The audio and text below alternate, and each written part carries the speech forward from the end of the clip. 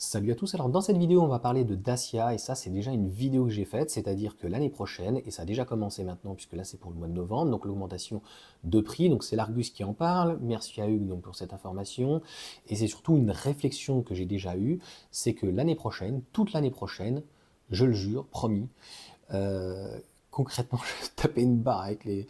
Je vous le jure monsieur le juge, j'ai pas tapé. Donc en gros le véhicule thermique, va très certainement monter au niveau des tarifs, puisqu'il faudrait que je refasse une petite vidéo. On entend dire que de toute façon, le bonus ne sera pas du tout reconduit dans ces conditions-là. Petit aparté, il parlait de 700 millions, au final l'enveloppe sera d'1 million, mais on sait très bien que la partie leasing social coûte extrêmement cher aujourd'hui, c'est 13 000 euros, même si on prenait 10 000 euros par véhicule et qu'on en donnait à 50 000 personnes, ça fait 500 millions.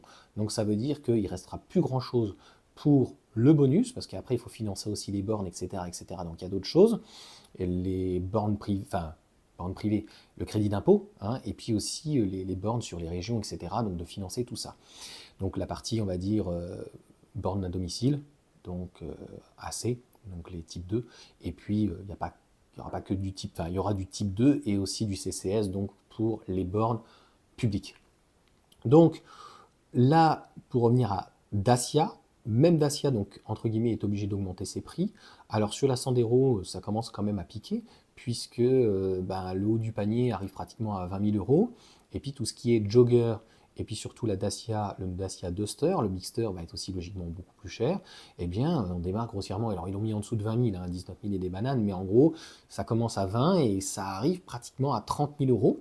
Donc ça commence à faire un certain coût pour chez Dacia. Et de l'autre côté, on aura l'électrique, ils en ont parlé d'ailleurs, hein, la Dacia Spring n'augmentera pas ses prix, soit ils ne vont pas augmenter leurs prix, soit ils risquent de baisser les prix, et à un moment donné, tu vas voir, il va y avoir un équilibre, on le voit d'ailleurs avec le 3008, s'il y avait une augmentation, mettons même de 1000 euros du 3008, eh ben on va se rapprocher des 40 000 euros. L'électrique, s'il reste, mettons, à 45 000, eh bien avec un bonus éventuellement de 3 000, eh bien, il y aura toujours 2-3 000 euros d'écart. Et l'écart le plus important entre le véhicule thermique et le véhicule électrique, c'est plutôt sur les citadines. C'est pour ça d'ailleurs qu'elles se vendent moins que, entre guillemets, les types SUV. Et puis c'est pourquoi plus les SUV, c'est parce que malheureusement, il n'y a pas de berline. Mis à part la Model 3, il y a très peu de véhicules, donc que ce soit Renault, Stellantis, que ce soit les Allemands, aujourd'hui, mis à part l'I4, mais qui est quand même très très élevé, eh bien c'est assez compliqué.